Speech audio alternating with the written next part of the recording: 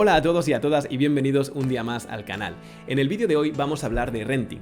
El renting es un tema bastante candente en nuestra sociedad y hay muchísima gente que es muy vocal a la hora de pronunciarse y dice que es tirar el dinero, pero luego hay otro gran grupo de personas que opinan que es un invento fabuloso, sobre todo si queremos disfrutar de un coche sin tener que sufrir los dolores de cabeza que supone comprar el coche y hacernos cargo de todo lo que hay alrededor de ese coche. Lo que es evidente es que es una tendencia que parece que está aquí para quedarse. Según Total Renting, 3 de cada 10 conductores noveles, su primer coche es un coche de renting. Y ese número se dispara aún más si hablamos de coche eléctrico, donde 1 de cada 3 coches eléctricos que sale al mercado lo hace bajo modalidad de renting. Si estás pensando en adquirir un coche mediante renting, este vídeo puede que te sea de gran utilidad, ya que vamos a ver 10 cosas a tener en cuenta antes de decidirnos por firmar ese contrato. Como sabéis, el precio del renting nos viene dado por una cuota que tenemos que pagar de forma mensual y esta incluye no solo el alquiler del coche, sino todos los servicios asociados a este.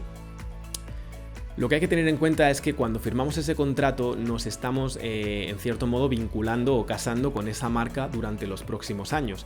De manera que hay que tener mucho cuidado con lo que firmamos. Si el seguro que te están vendiendo es una auténtica mierda, lo va a ser durante 4 años. No es algo que puedas cambiar con la misma facilidad que lo harías si el coche fuera tuyo de propiedad.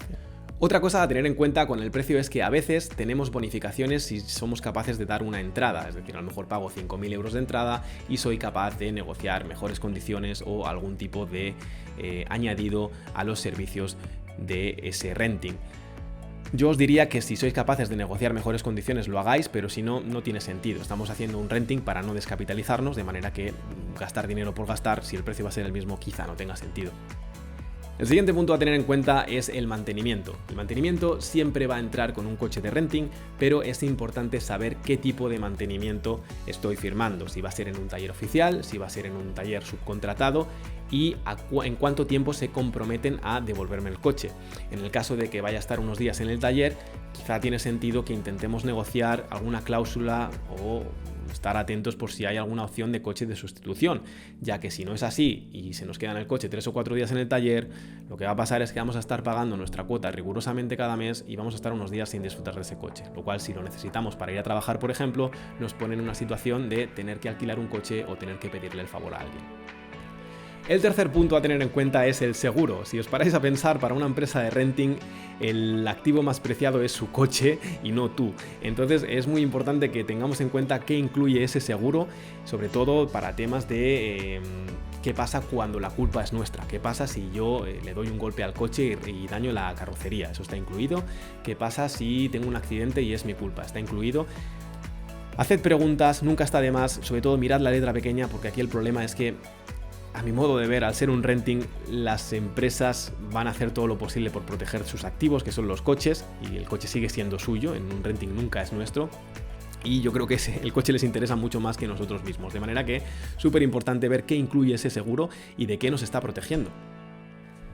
El cuarto punto va relacionado con el tercero, con el de los seguros, y es la asistencia en carretera. Un coche de renting debería darnos la tranquilidad de que si nos quedamos tirados en medio de la autopista vamos a tener una fácil solución. Normalmente también van a incluir algún tipo de transporte para nosotros para que nos lleve al sitio donde teníamos que ir. Es importante asegurarnos de que esta asistencia en carretera va a ser no solo para nuestra provincia, sino para todo el país. Y luego también tened en cuenta que con un coche de renting podéis ir a donde queráis. Yo puedo adquirirlo en España y conducir hasta la otra punta de Europa con ese coche, como si fuera mío, ¿vale? Pero es muy probable que mi asistencia en carretera no esté cubierta en otros países, de manera que si es algo que tengo pensado hacer porque quiero hacer muchos kilómetros y quiero recorrer Europa con el coche, pues a lo mejor es un tema a considerar y asegurarme de que por lo menos sé lo que tengo que hacer en caso de quedarme tirado en otro país que no sea el mío.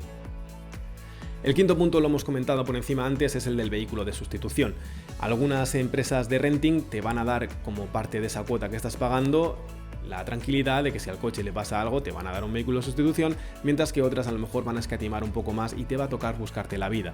En mi opinión, si estamos pagando una cuota y no estamos disfrutando de ese coche, es un mal negocio, por lo que siempre os recomendaría que busquéis una alternativa donde sí os ofrezcan algún tipo de ayuda en caso de que no podáis disfrutar de vuestro coche. El punto número 6 son los neumáticos. Es el gran olvidado de los coches y la principal fuente de seguridad y tranquilidad cuando conducimos. Hay que tener en cuenta que si un renting de media dura unos 4 o 5 años, muy probablemente me va a tocar cambiar los neumáticos, por lo que es interesante saber si ese cambio de neumáticos está incluido. Yo, por lo que he podido ver, casi siempre está incluido, pero luego también es interesante saber qué tipos de cobertura tenemos para con los neumáticos, es decir, qué pasa si doy un bordillazo y reviento un neumático, o qué pasa si pincho una rueda. Todo esto está cubierto o no está cubierto. Como siempre, la información la tendréis en la letra pequeña. El séptimo punto son los kilómetros del renting. Cuando adquirís un coche mediante renting, como sabéis, os comprometéis a hacer una distancia máxima determinada, que puede rondar en torno a los 10.000, 15.000, lo que necesitéis. Sí que es cierto que para distancias más largas, muy probablemente el renting no sea la mejor opción. Si tú tienes un coche y esperas hacer 25.000 kilómetros al año, probablemente sea más rentable tener ese coche en propiedad. Pero bueno, eso es un tema aparte. Aquí lo importante, cuando analicemos un contrato de renting, es ver cuánto más vamos a tener que pagar si nos pasamos de esos kilómetros que hemos dicho que íbamos a hacer, y si tiene algún impacto encima del mantenimiento, ¿vale? Puede haber alguna cláusula que diga, no, si usted hace más de los kilómetros que ha dicho que iba a hacer, se le va a aplicar un 20% más en el mantenimiento. Bueno, estas cosas, de ser así, es importante tenerlas previstas para no llevarnos sorpresas. El punto número 8 son los impuestos, y aquí de verdad debería haber muy pocas sorpresas, ya que se va a hacer cargo siempre la empresa del renting. Aún así, os recomiendo que lo leáis con calma para aseguraros de que se entiende todo y que no hay sorpresas. Lo que sí contemplan algunos contratos de renting es un servicio de gestión y recurso de multas. Ojo con esto, porque es un arma de doble filo, ya que si recurrimos una multa puede hacer que se dilate demasiado en el tiempo, y si termina siendo culpa nuestra nos va a tocar pagar igualmente sin poder beneficiarnos del 50% de descuento que normalmente viene asociado a las multas si las pagamos de forma rápida, ¿no? Así que bueno, está bien tener ese servicio quizá para recurrir a alguna multa con la que realmente tengamos algo que recurrir, pero si lo que me ha llegado es una multa por aparcar mal o por circular a una velocidad que no tocaba, pues muy probablemente me va a tocar pagar igual, y lo único que voy a hacer es marear un poco la pérdida. Punto número 10. Fin del contrato. ¿Qué pasa cuando el contrato llega a su fin? ¿Puedo cancelar el contrato antes de llegar a la duración preestablecida? Esto es algo que hay que tener muy en cuenta. Hay casos de gente que ha tenido que pagar hasta el doble de su cuota mensual cuando ha querido cancelar de forma temprana un contrato de renting. Luego hay otras empresas o alternativas que nos ofrecen una cuota mensual un poquito más alta, pero nos van a dar más flexibilidad a la hora de terminar anticipadamente ese contrato. Bueno, una vez más, pues sería interesante, cuando planteemos un renting, hacer el ejercicio no solo a 4 años, sino qué va a venir después. Es decir, voy a estar 4 años con el coche, es posible que algo en mi vida cambie para que ese coche no me sirva durante 4 años, porque esto es lo que me va a permitir mirar con detenimiento, ¿no?, las cláusulas relacionadas con ese contrato y con la cancelación anticipada. Luego, normalmente también lo que vamos a poder hacer cuando se cumpla el periodo es renegociar condiciones y adquirir un coche nuevo. Si no hemos dado ningún parte, pues tenemos más posibilidades de obtener un mejor precio quizá. O existe la opción también de comprar ese coche si es que así lo queremos. Pero bueno, en mi opinión esto no suele salir muy a cuenta, porque ya hemos pagado un precio bastante elevado a lo largo de esos 4 años. Si luego encima tenemos que hacer un desembolso adicional, muy probablemente te saldría más a cuenta comprarte otro coche o volver a adquirir un renting. Pues estos son los 10 puntos que tienes que tener en cuenta antes de meterte en un contrato de renting. Espero que te haya servido para valorar si el renting está hecho para ti o no, ya que hay veces que siempre nos va a salir más a cuenta comprar.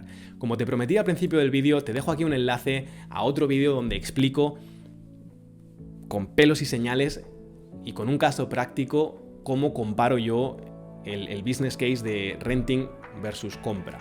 Y te doy acceso a ese Excel para que puedas hacer tus propios números con el vehículo que tengas pensado adquirir.